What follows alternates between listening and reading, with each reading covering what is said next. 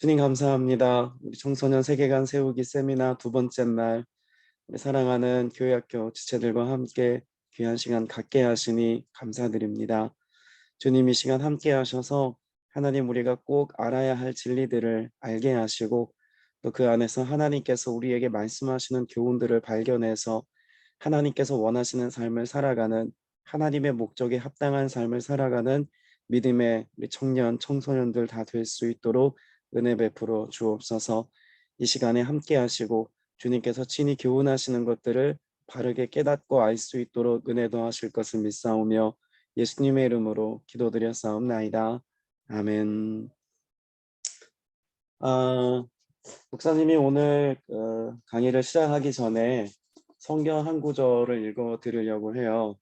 에베소서 1장 11절 말씀인데 여러분 갖고 계신 성경 아니고 메시지 성경이라고 하는 유진 피터슨이라고 하는 분이 쓰신 메시지 성경으로 에베소서 1장 11절을 읽어 드릴 거예요.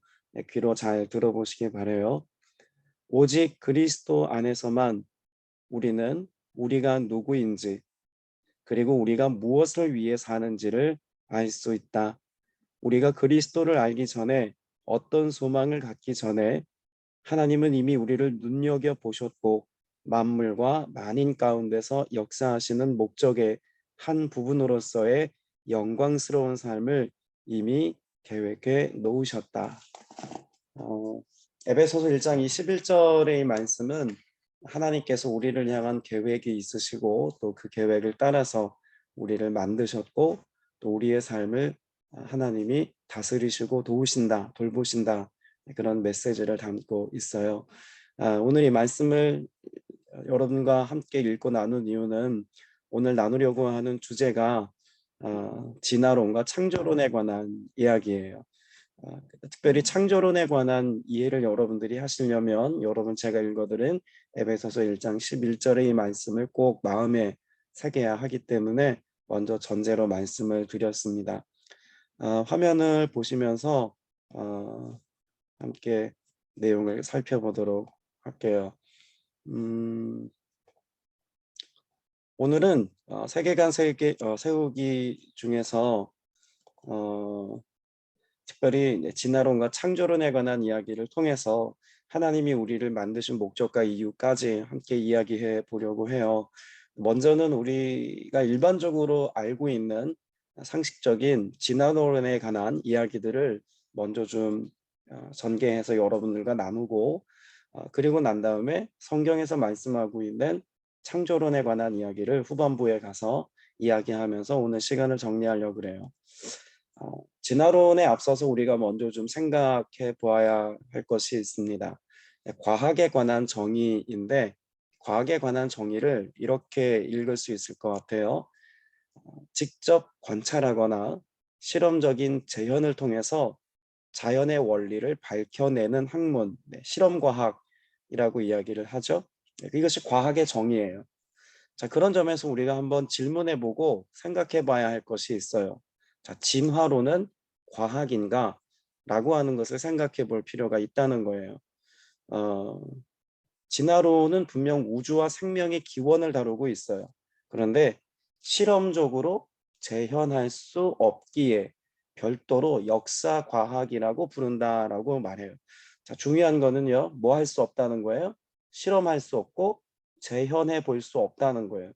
그럼 진화론은 재현하거나 관찰할 수 없기 때문에 그래서 실험을 통해서 원리를 발견할 수 없다는 점에서 앞에서 이야기한 일반적인 과학의 개념인 실험과학이라고 말할 수 없다는 거예요.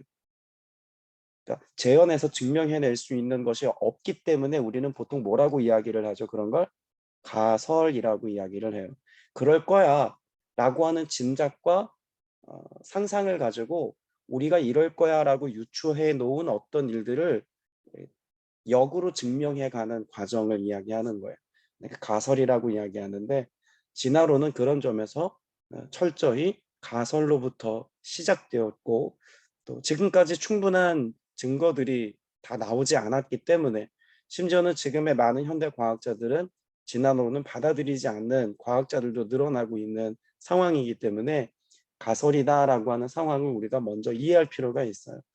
그래서 목사님이 왜 이야기를 먼저 전제하냐면 여러분들이 대부분 학교에서 배운 학교 교육의 내용들은 진화론을 기본적으로 과학의 영역에 포함시켜서 이것이 마치 기정사실인 것처럼 여기게 만드는 그런 교육에 여러분들이 익숙해 있기 때문에 먼저 과학에 대한 정의와 또 진화론은 과연 과학인가 라고 하는 내용부터 먼저 살펴본 거예요. 진화론 하면 제일 먼저 떠오르는 사람이 있죠. 여러분 머릿속에 진화론 하면 제일 먼저 어떤 사람이 떠오를까요? 다윈이라고 하는 사람이 제일 먼저 아마 떠오를 거예요. 그런데 진화론이라고 하는 내용을 먼저 얘기한 사람은 다윈은 아니에요. 다윈보다 앞서서 진화론에 관해서 이야기한 사람들은 굉장히 많았어요. 그런데 이 다윈이라고 하는 이 사람이 이걸 체계화시켜서 발전시켰고 많은 사람들에게 읽도록 종의 기원이라고 하는 책을 통해서 사람들에게 이 진화론에 관한 이야기를 당시 인기리에 그렇게 책으로 알린 사람인 거예요. 이 다윈보다 앞서서 진화론에 관해서 먼저 연구하고 또 다윈에게 영감을 주었던 사람이 있죠. 이 라마르크라고 하는 프랑스의 동물학자예요. 이 진화론에 관한 이야기는 사실 동물 심리학이라고 하는 영역을 연구하던 상황에서 진화론이라고 하는 것을 이야기하기 시작했어요. 근데 그 이야기를 다윈이 읽고 영감을 얻어서 다윈의 진화론이라고 하는 우리가 잘 알고 있는 일반적인 진화론에 관한 이야기들이 나오기 시작한 거예요. 이 라마르크라고 하는 사람이 이야기한 진화론의 개념을 먼저 좀 설명할게요. 사실 뭐 과학 시간이 아니기 때문에 이걸 자세하게 설명할 건 아니고요. 기본적인 개념만 우리가 함께 먼저 이해를 돕는 차원에서만 설명을 하고 뒤에 이야기를 계속 이어갈 거예요. 라마르크라고 하는 사람이 이야기한 진화론은 어떤 내용일까요? 여러 가지 기린이 함께 존재했어요. 여러 마리의 기린들이 함께 존재했어요. 함께 살고 있었는데 어느 날 가뭄이 든 거예요. 그래서 이 나무가 이렇게 있다고 생각을 한번 해볼게요. 그러면 기린이 낮은 높이에 있었던 나무 열매들은 따먹기가 쉬웠어요. 근데 어느 날 가뭄이 드니까 낮은 나무에 있는 열매들을 따먹을 수 없는 상태가 돼버린 거죠. 그러다 보니 기린 스스로 뭐 하기 시작한 거예요. 목을 이렇게 계속 늘어뜨리다 보니 시간이 지나면서 어느 순간 이렇게 진화해서 목의 길이가 길어졌다라고 설명하는 그런 내용들을 담고 있어요. 이 라마르크라고 하는 사람이 동물을 연구하다가 이런 원리를 이야기한 거고 다윈은 어떤 이야기를 했을까? 다윈은 비슷한 상황에서 다른 이야기를 해요. 여러 마리의 기린들이 만일 존재를 했다면 그 기린들 가운데 이 낮은 나무에 있었던 열매를 따먹을 수 있었던 이 시기가 지나고 긴 나무, 이건 어느 기린만 따먹을 수 있을까요? 여러 기린들 가운데 목이 긴 기린만 따먹을 수 있었다는 거예요. 가뭄의 때에 목이 짧았던 기린들은 다 죽고 목이 긴 기린만 살아남아서 자연이 선택한 그런 목이 긴 기린들만 살아남게 되었다라고 하는 내용들을 담고 있는 게 자연 선택설이에요. 뭐 이걸 여러분들이 충분히 과학적으로 다 이해할 필요는 없고 그런 원리나 그런 이론들을 바탕으로 한 학문적인 배경이 진화론이다라고 하는 걸 먼저 이해할 필요가 있겠죠. 다윈이 쓴 책이 종의 기원이라고 하는 책이에요. 종에 대해서 여러분들이 조금 이해를 해야 되는데 종이라고 하는 게 뭐냐면 암수 교배를 통해서 생식 가능한 후손을 낳을 수 있는 생명체, 종이라는 거예요. 이해가 되나요? 암수 교배를 통해서 생식 가능한 후손을 낳을 수 있는 생명체, 이 종이에요. 그런데 종이 진화하는 과정을 두 가지로 설명을 해요. 소진화, 같은 종 안에서 시간에 따라 형태가 변하는 것, 소진화라 그러죠. 사실 이건 진화라고 말할 수 없어요. 이거는 진화라는 개념보다는 그냥 변화 정도로 생각해 볼 수가 있는 거예요. 보통 우리가 진화론을 말할 때의 진화의 개념은 대진화예요. 이런 종에서 이런 전혀 다른 종으로 바뀌게 되는 종이 변한 것. 이런 걸 가리켜서 대진화라고 말하고, 다윈의 진화론에서는 이런 내용들에 관한 여러 과학적인 자료들을 소개하면서 사람들에게 이슈가 됐다는 이야기죠. 그런데 종의 기원이라고 하는 이 책에 보면 이 다윈이라고 하는 사람이 스스로 이런 이야기를 인정해요. 점진적인 이행의 변종이 없거든 이라고 하는 이야기를 해요. 앞에서 이런 소진화나 대진화나 이런 진화들을 통해서 점진적인 변화, 조금씩 조금씩 변종들이 생겨나는 게 드물다라고 하는 이야기를 이 책에서 이야기를 하고요. 종의 장벽을 뛰어넘는 점진적인 변화를 단계별로 변해서는 화석 증거가 드물다라는 이야기를 이 책에서 얘기를 해요. 그래서 종의 기원 6장, 9장에서 얘기하는 이런 증거들을 입증하지 못하면 이 가설은 타격을 받을 거다라고 누가 얘기하냐면 다윈이라고 하는 사람이 직접 이런 이야기를 해요. 그러니까 이런 자료들을 찾지 못하면 내 가설은 신빙성 없는 이론에 불과할 거야 라는 이야기를 애초에 다윈 스스로 책에서 이야기하고 있는 거예요. 목사님이 다른 이야기하는 게 아니라 종의 기원이라는 책에 보면 이런 변종이 없거든. 또 혹은 종의 장벽을 뛰어넘는 그런 화석의 증거가 없다면 그러면 이 이론은 애초에 힘이 없는 이론의 가설에 불과하다라는 이야기를 해요. 근데 실제로 이런 종의 장벽을 뛰어넘는 화석의 증거가 많이 발견되지도 않았음에도 불구하고 학교 교과서에 실려서 이것이 마치 가설이 아니라 사실인 것처럼 이야기를 해요. 사실과 가설은 굉장히 달라요. 우리가 이 이야기를 목사님이 장하게 하는 이유는 아마 뒷부분에 가면 여러분들이 이해가 되실 거예요. 이건 사실이 아니라 가설이다 라고 하는 이해를 먼저 여러분들이 하실 필요가 있어요. 여기 뒤에 나와 있는 도표가 다윈의 진화론에서 말하는 어떤 생명의 진화하는 과정을 밝히는 그림이에요. 네, 이 과정 안에서 이것이 과학적으로 다 입증되지 못했어요. 특별히 어떤 내용을 담고 있냐면 이 시작점, 여기 만약에 인간이라고 하는 존재가 있고 여기 뭐 개가 있고 여기 뭐 고양이가 있고 여기 뭐 새가 있고 그렇다 그러면 그 시작을 쭉 따라가다 보면 애초에 뭔가 똑같은 하나가 있다라는 이야기를 다윈은 실제로 하지 않았어요. 오히려 인간의 그 시작점에는 그 기원이 되는 무언가 A의 것이 있을 것이고 개가 지금의 개가 지금 우리가 알고 있는 모습으로 존재하기 위해서 쭉 추적해 가다 보면 B라는 어떤 존재가 있었을 것이다라는 이야기를 하는데 지금의 진화론은 과학책에 소개되고 있는 진화론은 후대에 만들어진 그런 진화론적인 이론들을 이야기해요. 그래서 이런 각기 A, B, C, D라고 하는 인간의 시작, 개의 시작, 고양이의 시작, 새의 시작이 되는 어떤 시초에 관한 이야기를 하는 게 아니라 이 모든 것의 시작은 다 하나였다라고 하는 이야기를 현대 진화론에서는 이야기를 해요. 애초에 다윈이 했던 이야기들과는 조금 차이가 있다는 이야기죠. 그런 진화론에 대해서 가장 많이 언급되는 그림 중에 하나가 바로 이런 화석에 관한 이야기예요. 이 오스트랄로피테쿠스라고 하는 이 내용 과학책에서 여러분들이 많이 들어보셨죠? 예. 오스트랄로라고 하는 건 뭘까요? 오스트랄로라고 하는 것은 이 남쪽이라는 뜻이에요. 피테쿠스는 뭐냐면 원숭이라는 단어의 의미가 있어요. 원숭이. 그러면 오스트랄로피테쿠스 그러면 이건 그냥 원숭이인 거예요. 남쪽 원숭이. 그러면 뒤에 나오는 네안데르탈인 크로마뇽인 이런 화석의 근거를 가지고 있는 이 부류의 사람은 인간인 거예요. 지금의 인간과 거의 유사한 모습을 하고 있는 인간의 모습이에요. 이 진화론에서 이야기하는 가장 중요한 이슈가 되는 내용이 뭐냐면 이 인도네시아에서 발견되어진 자바인 그리고 중국에서 발견된 북경인 이게 원숭이와 사람의 중간 형태에 존재하는 어떤 사람과 원숭이 사이의 어떤 존재였을 것이다 라는 이야기를 하거든요.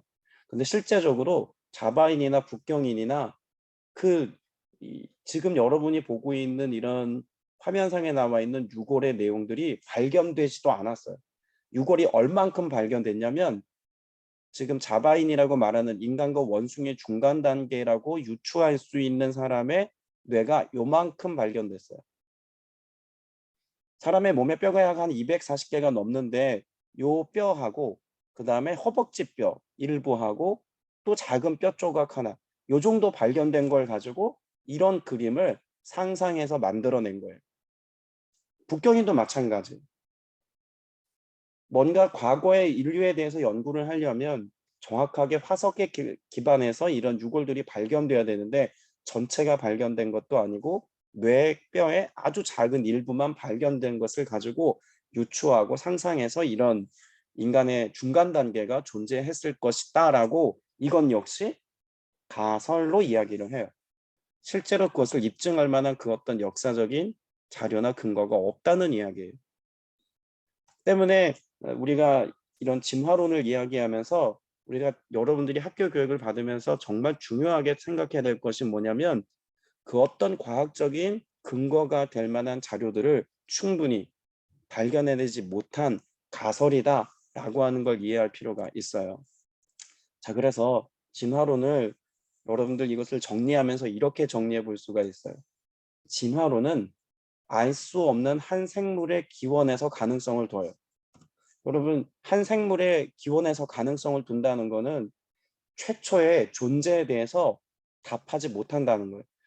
진화론은 무언가 한 생물이 존재했기 때문에 이것으로부터 시작됐다는 이야기인데 이 최초의 존재에 대해서 이야기해 주지 못해요. 몰라요. 또 정리해보면 앞에서 설명드렸던 대진화에 대한 어떤 과학적인 해답이나 근거를 밝혀내지 못한 가설이다. 이게 중요한 거예요. 자, 여기에서 그런 점에서 진화론은 사실이 아닌 가능성에 대한 과학적 신념과 믿음이다 라고 보는 거예요. 이런 이야기들을 종종 들어요. 왜 교회 다니는 사람들은 이렇게 진화론에 대해서 거품 물고 싸우려고 달려드는지 모르겠다라는 이야기를 해요. 여러분, 이 진화론이라고 하는 것이 사실이라면 그 사실에 대해서 우리가 인정하고 받아들일 수 있어요. 사실이고 입증된 자료니까. 그런데 이것은 사실이 아니라 뭐라고요? 믿음에 관한 문제예요. 인간과 나아가서 인류와 더 나아가서 우주의 시작을 사실로 우리가 이해하는 차원에 대한 이야기가 아니라 이것을 뭐 하는 차원이라고요? 믿음의 차원으로 받아들일 것을 교육받았어요.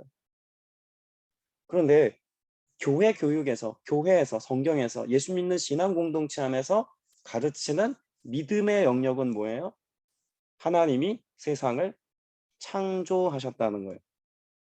만일 진화론이라고 하는 이 과학이 사실이라면 우리가 이것을 어떤 적대시하거나 이것에 대해서 심각하게 우리가 신앙적으로 이해할 필요가 사실 없어요. 창조론을 이야기하면서 목사님이 만유인류 법칙과 이게 배치된다고 막 거풀문고 이야기하지 않잖아요. 만유인력의 법칙은 과학적으로 증명된 사실이에요. 그렇기 때문에 여기에 대해서는 우리가 의심할 여지가 없어요. 그런데 진화론에 있어서만큼은 특별히 앞서서 말했던 것처럼 성경이 말씀하고 있는 인간의 시작, 인류의 시작, 우주의 시작, 그 모든 시작에 관한 믿음의 영역에 대해서 도전하고 있는 거예요. 그렇기 때문에 진화론과 창조론은 늘 같이 갈 수 없는 어떤 대립 구조라고 여겨질 수밖에 없는 상황인 거예요. 이해가 되셨는지 모르겠어요. 어려운 이야기예요. 목사님이 짧은 시간에 진화론에 대해서 다 이야기할 수 없고 또 이것이 창조론과 어떻게 다른지 다 이야기할 수 없어요. 제일 중요한 거는 이 3번이에요. 이 이야기를 하기 위해서 앞에 진화론에 대한 간략한 설명도 한 거예요.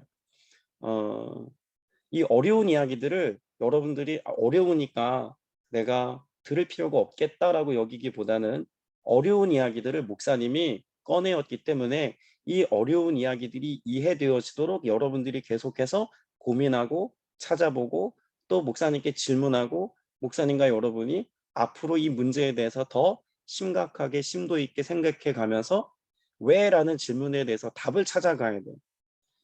세계관 교육을 목사님이 준비하면서 느낀 가장 큰 느낌이 뭐냐면, 아, 교회가 혹은 목사님이 혹은 부모님이 왜 이런 세계관에 대해서 교육하지 않았을까? 어려워요. 이 내용을 전달하는 것도 어렵고 내용 자체도 어려워요. 그런데 어렵기 때문에 하지 않으면 우리는 이와 같은 사실들에 대해서 성경에 뭐라고 얘기하고 있는지 들을 기회조차 얻지 못해요. 여러분, 어려운 이야기지만 어려운 이야기들을 반복적으로 계속해서 듣는 시간들을 여러분이 선택하셔야, 그래야 그 어려운 이야기 속에서 진짜 우리가 알아야 되는 중요한 진리와 사실들을 조금씩 조금씩 발견해가고 쌓아갈 수 있어요. 자, 그러면 우리가 진화론에 관한 이야기들을 조금만 더 해보도록 할게요. 이 진화론에 관한 이야기 안에는 찰스 다윈이라고 하는 사람이 말했던 진화론만큼이나 아주 중요한 또 진화론의 중심에 서 있는 사람이 있죠. 리처드 도킨슨이라고 하는 사람이에요. 이 사람 역시 과학자인데 인간의 기원과 생명의 기원에 관해서 설명해 놓은 책을 저술했어요. 뒤에 나오는 이기적 유전자라고 하는 책이 이 사람이 쓴 책인데, 이 도킨슨이라고 하는 사람이 인간을 어떻게 이야기했냐면, 인간을 포함한 생명체는 DNA 또는 유전자에 의해서 창조된 생존 기계에 불과하다라는 이야기를 해요. 그리고 실제로 진화론을 믿는 많은 사람들 가운데는 이 리처드 도킨슨이 했던 이 이야기를 받아들이고 이기적인 유전자라고 하는 책을 쓴 이 사람이 강조한 내용들을 과학적 사실로 받아들이기도 했어요. 무슨 이야기를 하고 있냐면 태초에 관한 이야기를 해요. 우리가 진화론과 창조론이 자꾸 대립할 수밖에 없는 이야기는 이런 내용들 때문에 그래요. 태초에 관한 이야기를 해요. 성경도 태초에 관한 이야기를 하고 진화론을 주장하는 사람들 가운데도 태초에 관한 이야기를 해요. 리처드 도킨슨이라는 사람이 태초에 어떤 일이 있었는지를 설명하면서 이런 설명을 하죠. 물, 암모니아, 메탄, 이산화탄소, 이 네 가지가 태초에 존재했대요. 그런데 이 존재하고 있는 이 네 가지 물질이 우연히 번개를 맞아요. 그래서 이 네 가지 물질이 화학 반응을 일으켜요. 그래서 만들어진 게 뭐냐면 단백질이에요. 유기체라 그러죠. 단백질이 만들어졌어요. 그리고 이 단백질이 만들어진 어느 시점에 특별히 주목할 만한 어떤 분자가 우연히 생겨났다고 이야기를 해요. 그것을 DNA라고도 표현을 하죠. 그 DNA 혹은 유전자, 좀 다른 개념이긴 한데 사실 우리는 큰 의미에서 같이 보도록 할 거예요. DNA와 유전자. 이것들이 자기를 보호하기 위해서 뭘 만들었냐면 세포를 만들었어요. 그리고 이 세포들이 함께 모여서 A라는 세포들이 이렇게 함께 모여서 어떤 생명체가 되었을 거다라는, 이건 역시 가설이에요. 이해가 되나요? 태초에 물, 암모니아, 메탄, 이산화탄소가 존재하다가 우연히 번개하고 꽝 맞아서 화학 반응이 일어나고 단백질이 만들어졌고, 그 단백질 중에 특별히 주목할 만한 어떤 특별한 그런 분자가 우연한 생명체로 탄생하게 되었다라는 이야기를 이기적인 유전자라는 책에서 하고 있어요. 이것에 대한 내용들이 과학적으로 책 내용을 다 이야기할 수는 없지만 목사님이 이 책을 읽어보고 가장 문제로 제기할 만한 중요한 이슈가 뭐였냐면 우연이에요. 우연히. 여러분, 세상의 과학은 인류가 태어난 것, 그리고 인간이 이 땅에 존재하는 것, 세상이 존재하는 것을 어떠한 시각으로 바라보냐면 우연이라는 시각으로 바라봐요. 나는 우연히 태어난 거예요. 세상은 우연히 존재했어요. 이 우연이라고 하는 것 이외에는 달리 설명할 방법이 없기 때문에 그렇게 설명하고 있는지도 몰라요. 그런데 이 우연이라고 하는 세계관을 우리가 가지고 살면 나도 이 땅에 아무런 목적 없이 그저 우연히 태어나서 우연히 살다가 우연히 떠나는 그런 인생으로 받아들일 수 있도록 인간 이해를 가지고 살게 되는 거예요. 자, 앞에 내용을 다시 볼게요. 우연히 태어난 인간은 삶의 목적이나 삶의 이유가 어디에 있냐면 DNA를 보존하는 데 있다는 거예요. 그러니까 우리 인간의 주인은 누구냐면 내가 아니라 DNA가 주인이라는 거예요. 그래서 이 DNA가 고양이라는 형태를 만들어서 DNA를 보존하는 어떤 최적화된 숙주라고 보통 표현을 하죠. 숙주를 만들어낸 거고, DNA가 인간이라고 하는 어떤 숙주를 만들어내어서 인간 DNA를 보호하는 기계를 만들어냈다라고 표현을 하는 거예요. 이런 식으로 인간을 이해를 해요. 여러분, 이렇게 나라는 존재가 진화론에 의해서 우연히 생겨났다는 어떤 이해를 가지고 그런 세계관을 가지고 산다면 우리는 살면서 어떤 생각을 가지고 살게 될까요? 내 삶의 목적과 이유가 별 볼 일 없는 것처럼 느껴질 수 있는 그런 삶을 살게 돼요. 또 실제로 우리가 지금 함께 나누고 있는 진화론이라고 하는 것이 잘못 받아들여져서 역사에 크게 사람들의 생명을 앗아간 그런 이야기들도 있어요. 우생론이라 그래요. 우월한 생명만, 우월한 생태만 살아남는다라고 하는 어떤 이념을 가지고 잘못된 사상을 만들어내기도 했어요. 이 DNA에 관한 이야기, 이기적인 유전자라고 하는 이 책에서도 결국 우월한 유전자들을 가진 사람들만 존재하고 남게 된다는 이야기들도 일면하고 있는데, 이런 이야기들이 유행하기 시작했던 19세기의 즈음에는 이것이 어떤 하나의 사상 혹은 어떤 가치가 돼서 여러 국가들에 퍼지기 시작을 했어요.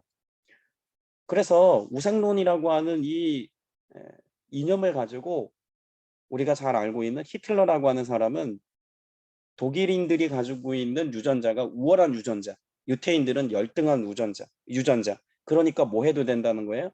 우월한 유전자들만 살아남아야, 열등한 유전자를 갖고 있는 사람들은 다 이 땅에서 사라져야 우월한 유전자를 갖고 있는 우리들이 온전히 살 수 있다라고 하는 가치를 만들어요. 그걸 뭐라고 말할 수 있죠? 세계관이에요. 그러니까 이런 앞에서 출발했던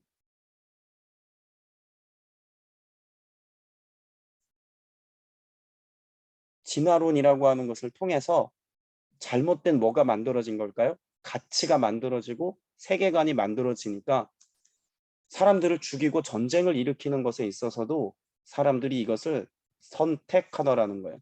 첫 시간 이야기 한번 잘 떠올려 보세요. 가치, 세계관이라고 하는 것을 통해서 결국 뭐 해요? 선택해요. 이게 행동인 거잖아요. 그죠? 그러면 히틀러라고 하는 사람은 이런 잘못된 세계관, 유물론이라고 하는 세계관, 그리고 진화론이라고 하는 세계관의 바탕을 두고 있는 어떤 가치를 내가 선택했더니 결국은 이와 같이 전쟁을 일으키고 사람들을 대량 학살하는 일들도 기꺼이 선택하더라는 거예요. 인종차별의 문제도 마찬가지예요. 인종차별도 우월한 유전자를 가지고 있는 백인이 있고 열등한 유전자를 가지고 태어난 흑인들이 있으니, 열등한 유전자를 가지고 있는 흑인들의 삶에 대해서는 우리가 가치를 부여할 필요가 없다라는 이해가 유행했어요. 이걸로 인해서 인종차별들은 극심화되었고, 또 그걸로 많은 어려움을 겪었던 흑인들의 삶의 이야기가 미국과 유럽에 잘 알려져 있죠. 때문에 우리가 어떤 세계관을 가지고 살고 어떤 가치관을 가지고 살아가는지가 단지 나 한 사람의 인생의 문제에만 결부되는 게 아니라 이것이 가정에, 국가에, 전 세계적으로 얼마나 큰 영향을 미치게 되었는지를 여기에서 알 수 있다는 이야기예요. 그래서 특정 인종과 민족 우월성에 대한 잘못된 뭘 만들었어요? 이건 역시 믿음을 양산한 거예요. 잘못된 믿음. 그러니까 우리가 진화론이라고 이야기하는 아주 단편적인 어떤 사실들을 예, 받아들이고 받아들이지 않고의 문제만이 아니라 이 뭐의 차원이라는 거예요. 믿음의 문제라는 거예요. 어떤 믿음을 갖게 하느냐, 이게 중요한데, 진화론이라고 하는 거는 이런 잘못된 믿음의 가치를 선택하게 만들어서 우리 인류의 삶에 이런 전쟁이나 또 인종차별이나 이런 문제들까지 만들어낸다는 거죠. 때문에 우리에게는 무엇이 필요하냐면 창조 신앙이 필요해요. 이 창조론이라고 하는 것을 우리가 이야기하면 진화론과 대조적인 창조론을 이야기하면 두 가지를 우리가 이해를 해야 돼요. 창조 신앙을 알아야 되고 창조 과학을 알아야 돼요.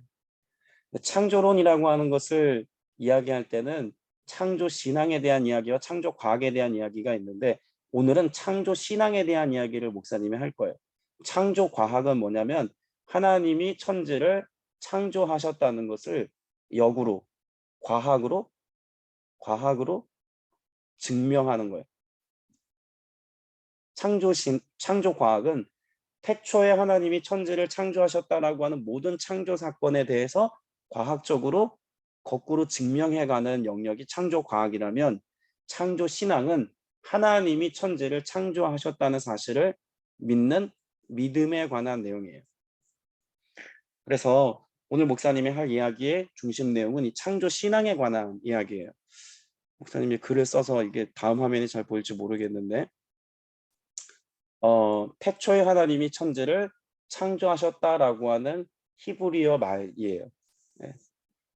태초에 하나님이 천지를 창조하셨다라고 하는 히브리어 문자인데 이 문자를 여러분에게 굳이 보여주는 이유는 하나님이 모든 것을 창조하셨다라고 하는 창조의 이야기가 이 창세기 1장 1절에 다 담겨 있어요. 이 태초라는 시간이 나와 있고 그리고 만물을 창조하셨다라고 하는 만물이라고 하는 것은 단지 땅과 하늘을 창조하신 것만이 아니라 우리가 확인할 수 없는 저 우주의 것까지 그 모든 것을 하나님이 창조하셨다라고 하는 메시지를 담고 있어요. 이게 왜 중요하냐면요. 그 이야기 하기 전에 하나님이 창조하신 어떤 창조의 사건들을 성경에서 말하고 있다는 증거들을 몇 구절만 좀 보려고 그래요. 욥기 26장 7절 말씀에 보면 이런 말씀이 있어요. 그는 텅 빈 공간에 지구를 매달아 놓으셨다라는 말씀이 있어요. 여러분 이 말씀이 욥기에 기록되어져 있다 그랬죠? 이건 고대예요. 과학적으로 이걸 천체 만원경이나 혹은 과학의 영역에서 이것을 증명한 어떤 과학적인 이해가 없는 때에 기록된 내용이라는 걸 여러분들이 이해하셔야 돼요. 그러면 매달아 놓으시고라고 하는 이 의미를 한번 생각해 보면은요. 지구가 있어요. 지구가 우주 공간에 존재하려면 어떻게 존재해야 할까요? 태양이 있어요. 태양으로부터 뭐가 작용해야 되냐면 중력이 작용해야 돼요. 중력의 끈에 매달려서 지구는 태양 주위를 돌아요. 그는 텅 빈 공간에 지구를 매달아 놓으시고라고 하는 이 표현은 지구가 태양을 중심으로 한 중력이 이끌려 돌고 있는 모습을 기록해 놓은 것과 같은 메시지를 담고 있는 내용이에요. 또 한 구절을 볼게요. 이사야 40장 22절에 보면 그는 동그란 지구에 앉으시니 Circle of the Earth라고 써 있죠. 동그란 지구. 고대 사회에서 지구를 생각할 때 지구는 어떻다고 생각을 했을까요? 지구는 이렇게 생겼을 것이다라고 이해를 하거나 이렇게 생겼을 것이다라고 평평하게 생겼을 것이다라고 이해를 했어요. 그래서 낭떠러지가 있다고 생각했죠. 그런데 여기 보면 이사야 40장에서는 지구를 어떻다고 표현하고 있냐면 지구가 동그랗다라고 표현하고 있어요. 그러면 애초에 이 이사야서가 고대 사회에 기록된 것이고 또 성경에 기록된 내용이라는 것을 우리가 염두에 두고 본다면 동그란 지구에 대한 이해가 어떻게 가능했을까? 이것은 하나님이 만드신 분이시기 때문에 가능하다는 거예요. 아마 이 글을 처음 접했던 고대의 어떤 사람들이 이사야 40장 22절을 읽었다면 야, 지구가 둥글다는 건 말도 안 되는 이야기야 라고 말했을 거예요. 그런데 지금의 때 우리는 이 동그란 지구를 말씀으로 읽어도 아무 거리낌이 없어요. 왜요? 이미 우리는 지구라고 하는 것을 지구 밖에서 우주 공간에서 지구 밖에서 관찰할 수 있기 때문에 그래요. 그래서 그게 뭘로 받아들여진 거예요? 사실인 거예요. 그러니까 이렇게 지구가 둥글다는 것을 우리가 인정하는 것은 어렵지 않은 일이죠. 성경은 이미 그와 같이 지구를 만드신 분이 있다라고 하는 것들을 성경 곳곳에, 이 말씀 이외에도 여러 곳에 숨겨놓고 말씀해 놓고 계세요. 창조신앙에 관한 이야기를 조금 정리해 보려고 하는데 시편 33편 9절 말씀을 읽어볼게요. 한마디 주의 말씀으로 모든 것이 생기고 주의 명령 한마디로 모든 것이 견고하게 제자리를 잡았다라고 시편에 기록하고 있어요. 그러니까 태초에 하나님이 천지를 창조하시니라 라고 하는 말씀에 대한 구체적인 설명문이기도 해요. 하나님이 무엇으로 만드셨냐면 말씀으로 생기게 하셨어요. 명령 한마디로 모든 것이 제자리를 잡도록 하셨어요. 그러면 우리는 이 모든 우주와 인간과 세상에 존재하는 모든 것의 시작이 하나님이시다라고 하는 답을 가지고 있어요. 무엇을 통해서? 성경을 통해서. 또 모든 것이 제자리를 잡는다라고 하는 이 의미는 안정감이라고도 말할 수 있지만 또 한편으로는 평안이라고도 말할 수 있어요. 모든 것이 평안할 수 있고 편안할 수 있는 원리가 어디에 담겨 있다는 걸까요? 말씀 안에 담겨 있다는 거예요. 그래서 우리 창조신학을 가지고 있는 사람들은 말씀이 삶의 기준과 질서가 되어서 토부, 이 토부라고 하는 건 뭐냐면 좋았더라예요. 태초에 하나님이 천지를 창조하셨을 때 하나님이 보시기에 좋았더라라고 말씀하신 게 토부예요. 그러면 하나님이 천지를 창조하신 그때에 보시기 좋은 상태가 되어지도록 하나님이 뭐 하고 계시다는 거예요? 모든 우주의 질서와 기준이 하나님이시다라고 하는 사실을 성경은 말씀해 주고 있는 거예요. 지금 이게 왜 중요할까요? 내가 이런 창조 신앙을 가지고 있을 때 태초에 하나님이 천지를 창조하셨다는 사실을 내가 믿는 믿음의 신앙을 갖고 있을 때 하나님이 세상의 모든 것을 경영하고 나의 삶을 하나님께서 결정하시고 경영하신다는 사실을 내가 받아들일 때 우리는 알게 되는 게 있어요. 내 삶에 무엇을 발견할 수 있냐면 분명한 목적을 발견할 수 있어요. 우리가 흔히 이런 질문하죠. 나는 무엇이 되기를 원하는가? 나의 목표, 나의 야망, 나의 미래를 위한 꿈은 무엇인가? 우리 청소년들이 제일 많이 들었던 이야기 중에 하나가 나는 커서 뭐가 되기를 원하는가에 대한 질문을 많이 받잖아요. 그죠? 그리고 인생의 목표, 내가 되어야 할 야망, 내 미래에 대한 꿈, 이거 있어야 된다는 이야기 정말 많이 듣잖아요. 그런데 이게 어디서부터 발견되어 있었냐면 창조 신앙을 가질 때부터 이것이 하나님 안에서 명확하게 발견이 돼요. 그런데 우리 청소년 여러분들은 대부분의 경우 이런 하나님의 말씀 안에서 나의 인생의 목표와 야망과 꿈을 발견하는 하나님의 질서와 하나님의 뜻 안에서 나를 찾는 것이 아니라 학교 교육을 통해서 우리가 익숙하게 알고 있는 진화론이라고 하는 유물론적인 세계관 안에서만 나를 발견하려고 하는데 익숙한 교육을 받아왔어요. 그러다 보니까 우리의 삶에 이것을 찾는 것이 어렵다고 여겨지는 경우가 굉장히 많아요. 자, 앞에서 목사님이 진화론을 이야기하면서 진화론의 가장 큰 이슈가 뭐라고 말씀을 드렸냐면 우연이에요. 태초에 모든 것이 우연히 존재했어요. 그것 안에는 나 역시도 우연히 존재하게 되었다는 이야기를 담고 있는 거예요. 그런데 성경은 우리가 우연히 존재하게 되었다고 말하지 않아요. 어떻게 존재하게 되었다고 말하나요?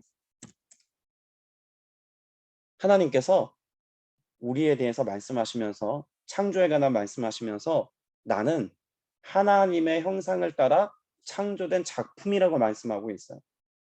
우연히 존재하는 것이 아니라 하나님의 형상을 따라 하나님의 목적을 가지고 하나님이 만드신 하나님의 작품이 인간이다 라고 이야기해 주고 있어요. 그 하나님의 창조 안에는 나의 모습도 포함되어져 있는 거예요. 나는 태초부터 하나님의 계획 안에 태어난 존재다 라고 하는 그 메시지도 창조신앙 안에는 담겨 있어요.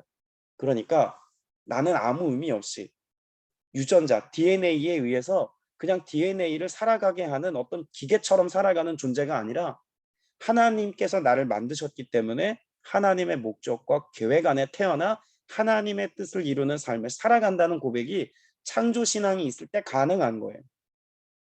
하나님이 나를 만드셨다는 창조신앙이 있어야 우리는 이 땅에서 그냥 잠시 지나다가 잠시 살다가 그냥 사라져버리는 존재가 아니라 영원히 예수 그리스도를 믿는 믿음 안에서 하나님에 의해서 시작된 오늘의 내가 영원의 삶까지 살게 된다는 이 메시지를 받아들일 수가 있어요. 더불어서 우리는 삶의 목적을 가지고 살아갈 수 있는 거예요. 내가 하나님에 의해서 창조되었다는 믿음의 고백이 내 안에 있을 때 하나님을 위하여 살아가는 삶의 목적을 이룰 수 있어요. 더불어서 내가 어떻게 살아가야 되는지에 대한 설계도도 알 수 있어요. 성경을 통해서 나는 하나님과 함께 살면서 하나님의 뜻을 이루는 존재로 살아야 한다는 삶의 방식을 창조신앙이 내게 있을 때 성경을 통해서 배울 수 있는 거예요. 인생에 대한 수많은 의문들이 있죠. 질문들이 있어요. 그 질문들이 내가 하나님에 의해서 지어졌다는 믿음을 가질 때 성경을 통해서 수많은 인생에 대한 삶에 대한 질문들, 그 퀘스천들에 대한 답을 얻을 수가 있어요.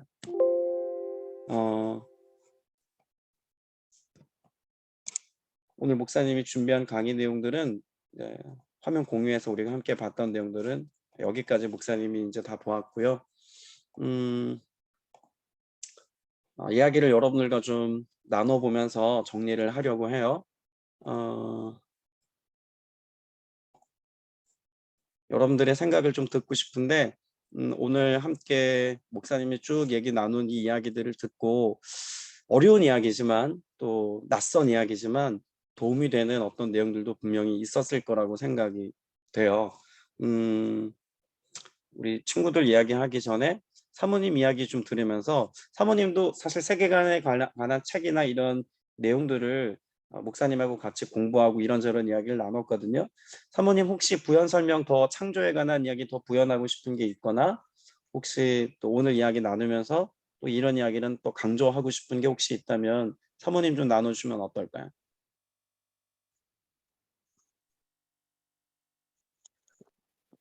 네, 보이시나요? 제가? 네, 보여요. 네.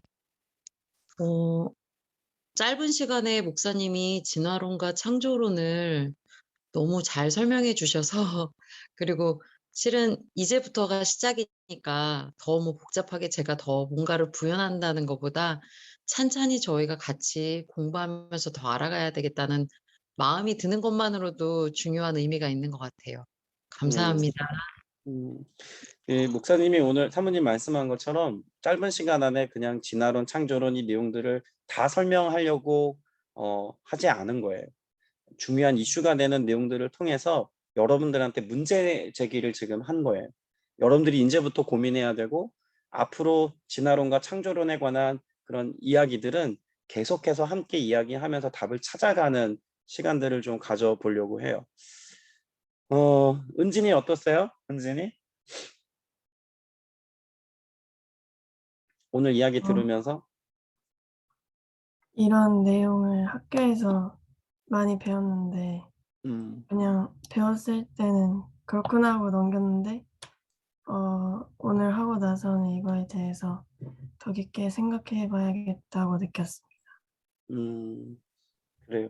그러니까 우리가 학교 교육에 익숙한 부분들만 가지고 우리의 가치를 결정하면서 사는 것이 얼마나 위험할 수 있고 또 잘못된 방향으로 흘러갈 수 있는지를 좀 문제의식을 갖는 것도 중요한 것 같아요. 네. 은유 어때요?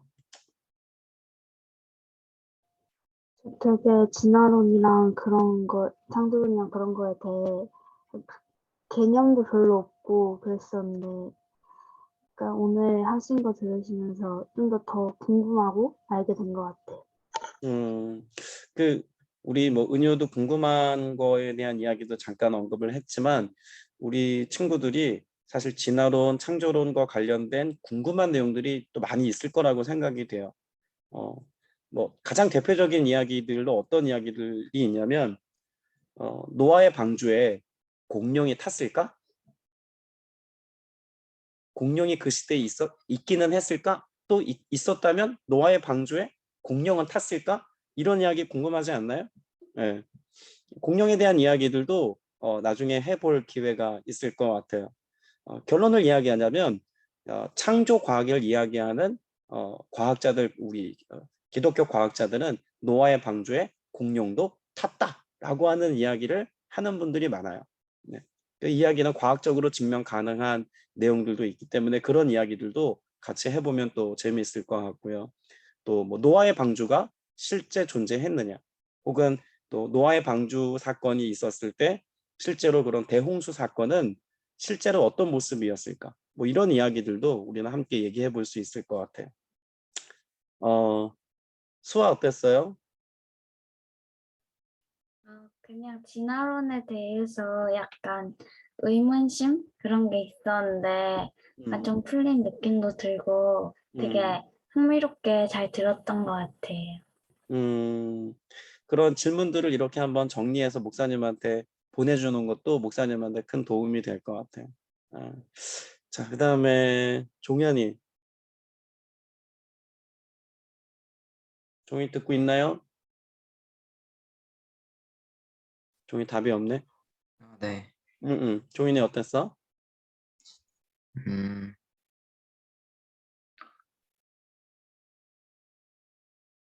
흥미롭게 들었어. 그러니까 대립한다는 것도 알고 있고 아는 내용도 많지만은 음, 그냥 겉핥기 수준으로 대부분 알고 있었는데 이렇게 세부적으로 들어가서 다윈 내용이나 아니면 그런 것들 들으면서 이게 이런 거였구나라는 생각도 들고 좀 흥미롭게 들었던 것 같습니다. 어떻게 보면 뭐 흥미를 유발한 것만으로도 목사님의 이렇게 좀 의도했던 것에 좀 많이 미쳤다는 생각이 좀 들고, 또 그 흥미가 유발된 이걸 계기로 해서 조금 더 구체적인 내용을 함께 얘기해 볼 수 있는 기회를 마련하면 좋을 것 같아요. 온유 어땠어요? 몰랐던 진화론이랑 창조론에 대해서 좀 더 자세히 알 수 있는 기회였던 것 같아요. 재밌게 들었어요. 재미있었어요. 사실 어려운 이야기예요. 그죠? 이건 쉬운 이야기 아니고 매우 어려운 이야기고, 또 오늘 창조론, 진화론 이야기를 1시간 안에 얘기를 하다 보니까 정말 어떻게 보면 수박 겉핥기 같은 이야기를 했는데도 여러분들이 이전에 들어보지 못했던 어떤 이야기들을 목사님이 제안해서 함께 얘기 나누는 기회를 갖기는 한 것 같아요. 조금 더 깊이 있게 나눌 수 있는 이제 세부적인 주제들은 이제 3월 달부터 매주 한 번씩 이렇게 만날 수 있는 기회를 가져서 그런 주제들에 관한 이야기 계속 나눠 보려고 해요. 그래서 아까 얘기했던 공룡에 대한 이야기나, 혹은 또 노아 방주 사건에 관한 이야기 같은 세부적인 이야기나, 또 뭐 무지개 같은 이야기, 또 실제로 우주에 관한 이야기가 왜 성경에 기록되어져 있지 않는가, 뭐 이런 이야기들, 구체적으로 우리가 질문하고 궁금한 이야기들을 함께 이야기해 볼 수 있는 기회들을 세계관 교육 시간에 좀 가져보려고 해요. 뭐 진화론에 관한 이야기도 마찬가지고요. 아무튼 여러분 오랜 시간 동안 함께 들어주셔서 고맙고, 또 다음 주에는 다음 주 수요일이에요. 다음 주 수요일 날 8시에 세 번째 강의 하도록 할 거예요. 다음 주 세 번째 강의는 타락에 관한 이야기를 목사님이 좀 정리해서 하려고 하는데, 오늘 이야기를 좀 미흡했던 창조에 관한 이야기와 함께 타락에 관한, 죄에 대한 이야기를 함께 하면서 성경적인 세계관에 관한 이야기를 다음 주에는 조금 더 구체적으로 해보려고 해요. 수고 많았고요. 다음 주 수요일 날 또 만나도록 합시다. 수고 많았어요. 고마워요.